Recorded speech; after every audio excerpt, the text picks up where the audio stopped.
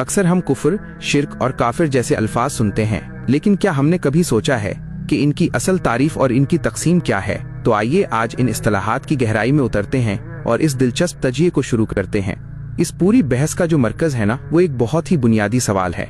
भाई, एक बड़ा गुनाह करने में और कोई ऐसा काम करने में जो किसी को ईमान के दायरे से ही बाहर निकाल दे, आखिर फर्क क्या है? यह फर्क समझना बेहद जरूरी है और आज हम इसी को समझने की कोशिश करेंगे।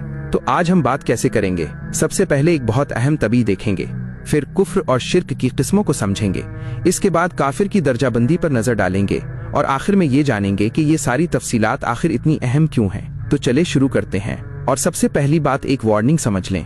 अकीदे की गहराइयों में जाने से पहले इन बुनियादी तस्वुरात को ठीक से समझना बहुत लाजमी है, वरना बहुत बड़ी गलतफहमी पैदा हो सकती है। ठीक है, तो अब आते हैं पहली बड़ी कैटेगरी पर, यानी कुफ्र।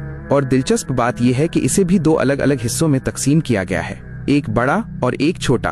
अच्छा, इसकी किस्मों में जाने से पहले ये समझ लेते हैं कि कुफ्र का बुनियादी मतलब क्या है। सीधे अल्फाज में इससे मुराद इस्लाम के मरकजी बुनियादी अकायद का इनकार करना या उन्हें ठुकरा देना है।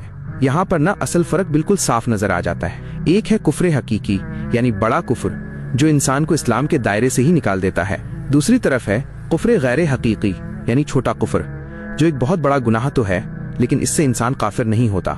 सारा खेल नतीजे का है और यही सबसे अहम नुक्ता है। इस बात को और अच्छी तरह समझने के लिए ये हदीस देखें।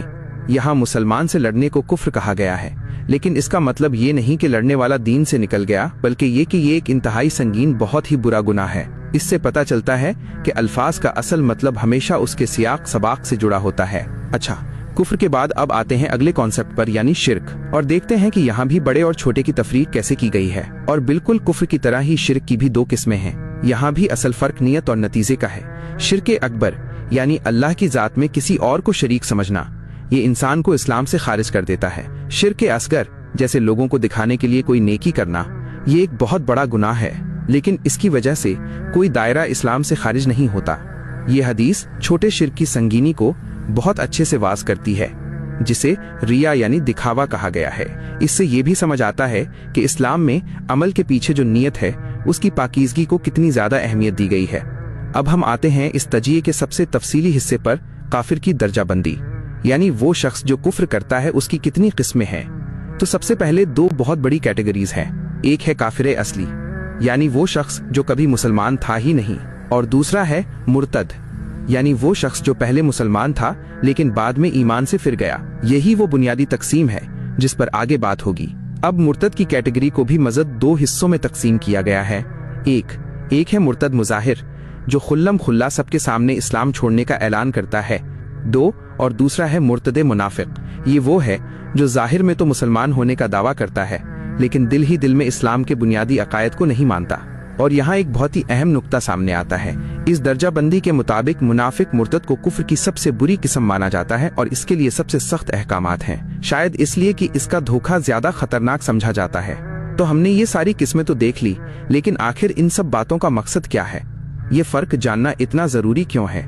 आइए इसका खुलासा देखते हैं। तो इस पूरी गुफ्तगू से ना तीन बहुत अहम बातें निकल कर आती हैं। पहली तो ये कि हर बड़ा गुनाह इंसान को ईमान से खारिज नहीं करता। दूसरी ये कि कुफ्र जैसा लफ्ज सुनकर हमेशा एक ही मतलब नहीं लेना चाहिए, बल्कि इसका इन्हिसार सियाको सबाक पर है।